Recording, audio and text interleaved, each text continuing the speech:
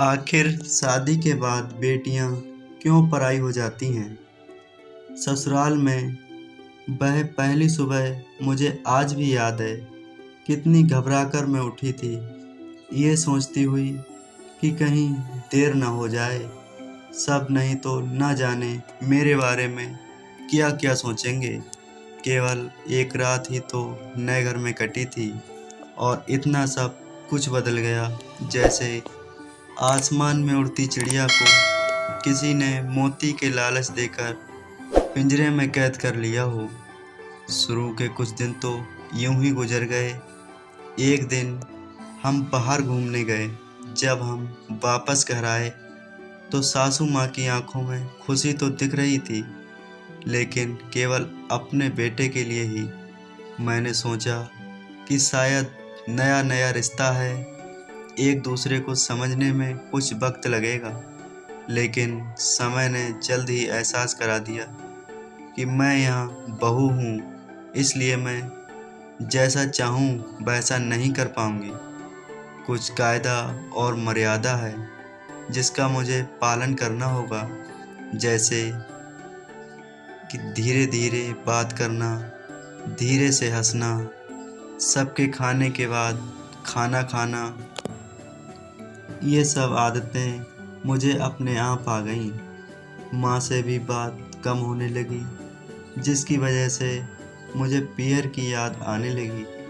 ससुराल में पूछने पर कहा गया कि अभी नहीं, कुछ दिन के बाद जाना। जिस पति ने शादी के समय कहा था कि आपकी बेटी पास में ही तो है, कभी भी आ जाया करेगी, उसके भी सुर बदल गए।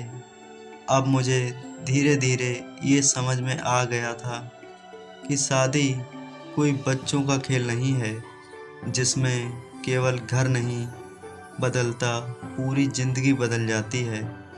अब मैं कभी भी उठकर अपने पियर नहीं जा सकती, यहाँ तक कि पियर वालों को भी मुझसे मिलने के लिए पूछ कर आना पड़ता है। पियर में ज़ोर ज़ोर से हंसना, कभी भी कहीं भी चला जाना, रसोई में से कुछ भी उठाकर खा लेना, अपनी मर्जी का करना, ये सब यादें बनकर रह गईं। अब मुझे समझ में आने लगा था कि क्यों विदाई के वक्त सभी लोग मुझे गले लगाकर रो रहे थे।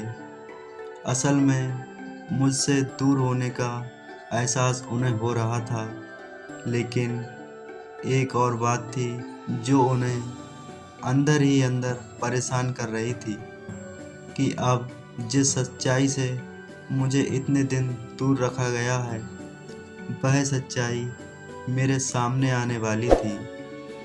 पापा का ये झूठ कि मैं उनकी बेटी नहीं बल्कि एक उनका बेटा हूँ, अब और दिन नहीं छुप पाएगा, जो कि उनकी सबसे बड़ी चिंता थी कि अब उनका बेटा, जिसको कभी भी बेटी होने का एहसास कराया था, जीवन के इतने बड़े सच से सामना करने जा रही थी।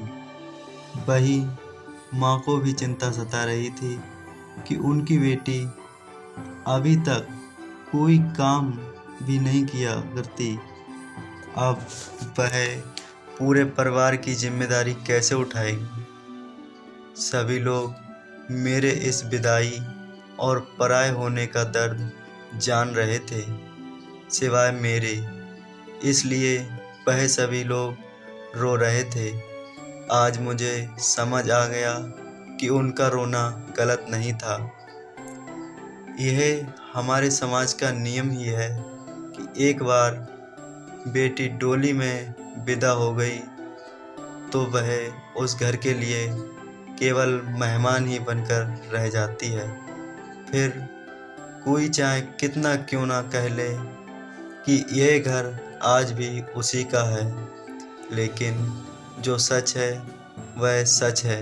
सच तो यह है कि अब वह कभी भी यूं ही अपने पियर नहीं जा सकती, चाहे कितनी भी समस्या और परेशानी क्यों ना आ जाए।